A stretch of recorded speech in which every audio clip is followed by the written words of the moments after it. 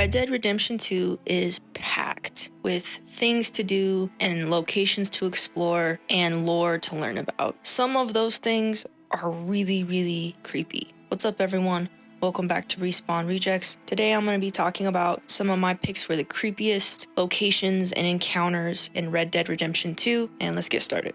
Number 1, the Ghost of Agnes Dowd. This is a encounter that you can have in the area of the Bluewater Marsh. You will encounter a ghost of a female who will over time tell you her story about her family and her lover and how she ended up where she is. This is a very scary thing to come across, seeing a figure, hearing a voice, especially because this area is already so creepy in Red Dead Redemption 2. This is one of several hauntings in Red Dead Redemption 2, but this one has a special place on this list because this is an interaction that you are directly having with a ghost, and that's pretty terrifying.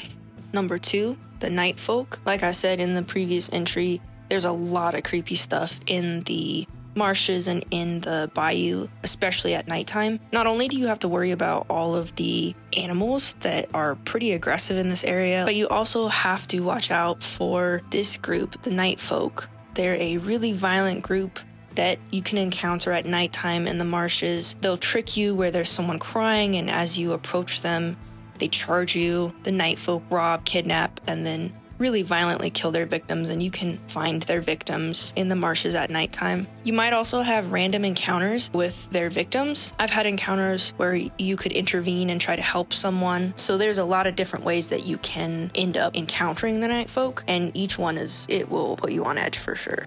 Number 3, Clawson's Rest. This is a small cabin that you will come across. You'll notice when you approach this, unlike a lot of locations, you can't immediately walk inside.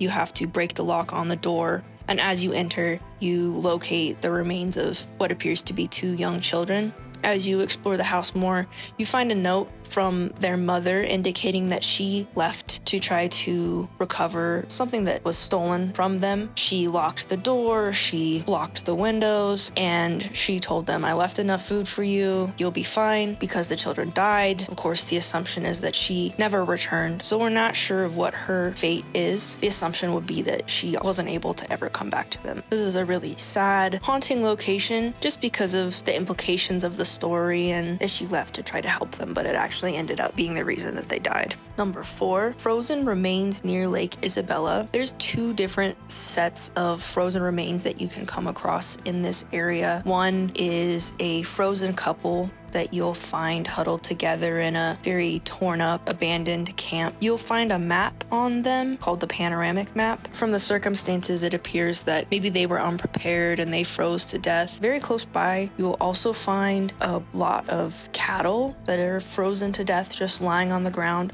This is in the area of Spider Gorge. This is really creepy to come across if you don't know that this is here, or you're just riding along and there's multiple frozen bodies in the snow. Very eerie to see. Number 5, Beaver Hollow. This is a large cave that you will come across through the story, but you can also come across it when you're exploring the open world. This is a cave that's inhabited by the Murphy Brood. They are a violent gang that will kidnap people, that will also try to set traps in the world to steal from people or to harm them. Sometimes you might be riding through and have random encounters where you hear them pretending to be sick or injured. This is one of their tactics to try to attack their victims. When you encounter them at this cave, it's a pretty big fight if they're inhabiting the cave. If you explore the cave, you see a lot of really disturbing stuff, indicating that they torture their victims, that no one is having an easy death with them. Number 6, the Aberdeen Pig Farm. When you come across this in the first place, you might not think there's anything suspicious about it. You'll be greeted outside on the porch. These individuals will invite you inside. They will try to serve you a meal, but they cannot be trusted because the more that you learn and the more that you experience, you discover that they're murderous robbers. They have a body pit behind their home that they place their victims in after they've robbed them. They have notes and materials around their home that give you even more information about the things that they've been up to and who they are. They're really creepy and odd in their interactions too, especially if you do interact with them and follow them into their home and experience the cutscenes. You see just how off these two are, but it isn't immediate that you realize just how dangerous they are as well.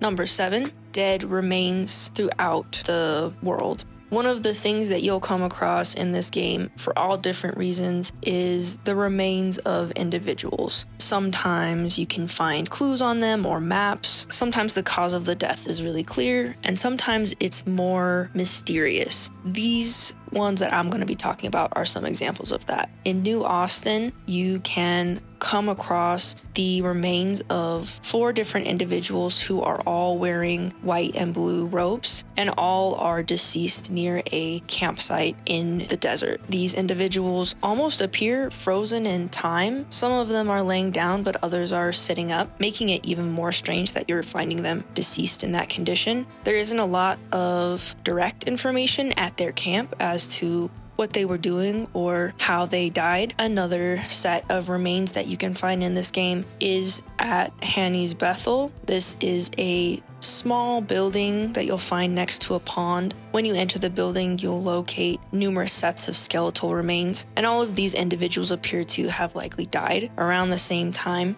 As you explore the room more, you find what looks like they were maybe involved in a religious ritual or something related to a cult. There's melted candles. You'll find a written sermon indicating that they were maybe attempting to complete some kind of ritual at this location.